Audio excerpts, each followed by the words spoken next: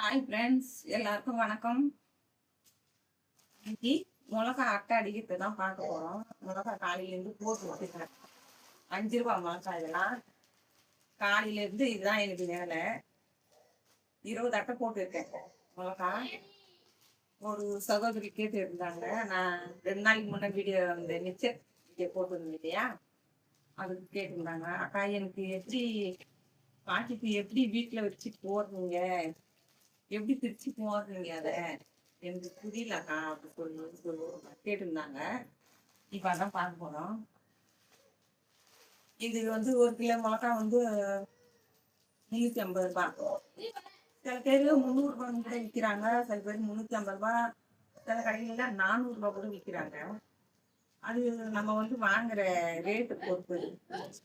நம்ம என்ன ரேட்டுக்கு வாங்குறோமோ அந்த ரேட்டுக்கு நம்ம 5 ரூபா பாக்கெட் போடுறோமா, கிராம் வச்சு தான் நாங்கள் இவ்வளோ நாளாக போடுவோம். நம்ம இப்போ 1 கிலோவுக்கு வந்து எத்தனை கிராம் வருது? 1000 கிராம் வருதா 1 கிலோவுக்கு? அதை வந்து நம்ம பிரித்து போடணும். 10 ரூபா பாக்கெட்டாக இருந்தால் நம்ம 20 கிராமா இல்லை 22 கிராமா அப்படின்னு அதை பிரிச்சுக்கணும். பிரித்து ஒரு பாக்கெட்டு 10 ரூபா. அது 20 கிராம் வச்சுக்கிட்டீங்களா இல்லை 22 கிராம் வச்சுக்கிட்டீங்களோ அது அவங்கவுங்க விருப்பம். ஏன்னா இப்போ வந்து ரேட்டு அதிகமாக இருக்கிறதுனால 20 கிராம் கூட வச்சு நாங்கள் போட்டதெல்லாம் 23, 24 கூட போட்டோம். இப்போ கொஞ்சம் ரேட்டு கம்மியாக இருக்குது. நாங்கள் மூட்டை கணக்காக எடுத்துட்டு வந்தோம், அதனால கொஞ்சம் கம்மியாக போட்டோம். இப்போ நம்ம கடையில் போய் வாங்கி வந்து போட்டு அவங்களுக்கு கொடுக்கணும்னு சொன்னால் ரேட் அதிகம் தான். கடையில் 1 கிலோ நம்ம 2 கிலோ வாங்க தந்தா ரேட்டு அதிகம் தான். இப்போ 1 கிலோ வாங்கிட்டு வந்து நம்ம பிரித்து போடுறோன்னா 1 கிலோ வாங்கிட்டு வந்தால் 20 கிராம் வச்சு பிரிக்கிறதுனா எத்தனை பாக்கெட் வருதுன்னு பார்க்கணும். எத்தனை பாக்கெட் வருது, 20 கிராம் வச்சு நம்ம 1 கிலோ போட்டோம்னா எத்தனை பாக்கெட் வருது அப்படின்னு சொல்லி நம்ம பிரித்து போடணும். பிரித்து போட்டால் எத்தனை பாக்கெட் வருதுன்னு நம்மளுக்கு கவுண்ட் பண்ணி பார்த்தாலே தெரியும். நம்ம வாங்கினது மிளகா வாங்கினது இந்த ரேட்டுக்கு நம்ம வாங்கியிருக்கோம்.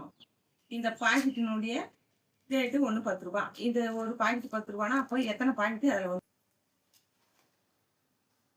இந்த பின்னு வாங்கிட்டு எல்லாத்தையும் கவுண்ட் பண்ணி பார்த்துட்டு நமக்கு மீதி அதில் எவ்வளோ காசு நிற்கிது அப்படின்னு நம்ம பார்க்கணும். ஏன்னா நம்மளுக்கு கட்டுப்படி ஆனால் தான் அந்த வேலையை வந்து நம்ம செய்ய முடியும். அப்படி நம்மளுக்கு அது நிற்கல அப்படின்னு சொன்னால் அப்போ உங்களுக்கு எத்தனை கிராம், உங்களுக்கு அதில் 20 கிராம் போட்டிங்களா, அப்போ அதுலேருந்து ஒரு 2 கிராம் கம்மி பண்ணிக்கலாம். ஏன்னா நமக்கும் லாபம் அதிகமாக ஒன்றும் லாபம் தேவையில்ல, நமக்கு ஏற்ற லாபம் வந்தால் போகிறோம். இப்போ 20 கிராம் போட்டதுனால நமக்கு கையில் காசு நிற்கல. அதனால சரி ஒரு 2 கிராமோ இல்லை 1 கிராமோ குறைச்சி போட்டு பார்ப்போம். அது எத்தனை பாக்கெட் வருதுன்னு கவுண்ட் பண்ணி போடணும். அந்த மாதிரி அது எத்தனை பாக்கெட் வருதோ அந்த மாதிரி அந்த பாக்கெட்டே காசாக பிடிக்கணும். ஒரு பாக்கெட் 10 ரூபாயா, அது எத்தனை பாக்கெட் வந்துருக்கு, நம்ம எவ்வளோ காசுக்கு வாங்கணும் அப்படின்னு சொல்லிட்டு அதை பிரித்து போட்டால் நமக்கு அதில் 1 கிலோவுக்கு ரொம்ப அதிகம் தேவையில்லை. நமக்கு ஒரு 100 ரூபாய் கிடைச்சா போதும். ஏன்னா நம்ம செய்கிற வேலை இதே தொழிலை செய்கிறீங்க, அதனால 1 கிலோவுக்கு 100 ரூபாய் கிடைச்சிச்சுன்னா அது போதும். நம்ம இதெல்லாம் போக ஒரு 100 ரூபாய் கிடைச்சா அது மாதிரி நம்ம ஏன்னா நம்ம வேலையை விட்டு இந்த வேலை தான் நமக்கு முக்கியம்னு சொல்லிட்டு நம்ம இதுக்குள்ள உட்காந்து அதை அட்டை பாக்கெட்டு போட்டு அதை அட்டை அடிச்சு எடுத்துன்னு போய் கடையில் கொடுக்கணும். அதனால நமக்கு 100 ரூபாய் லாபம் வந்தால் போதும்.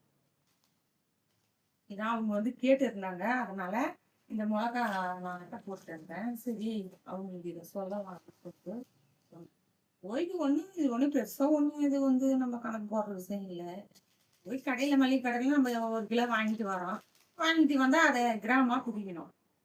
1 கிலோவுக்கு 20 கிராம், 1 கிலோவுக்கு எத்தனை பாக்கெட்டு வருது, எத்தனை கிராம் வருது, 10 ரூபாய் பாக்கெட்டு 20 கிராம் வருதா, அது எத்தனை பாக்கெட் வருதுன்னு பிரிக்கணும். பிரிச்சுட்டு நம்ம அதை கணக்கு மொத்தமாக பாக்கெட்டை கணக்கு பண்ணால் இவ்வளோ காசு வருது.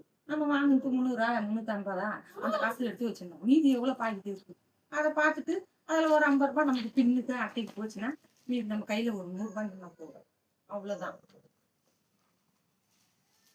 ஓகே ஃப்ரெண்ட்ஸ், இந்த வீடியோ இதுக்காக தான் நான் போட்டேன். இந்த வீடியோ பிடிச்சிருந்தா லைக் பண்ணி சப்போர்ட் பண்ணுங்க.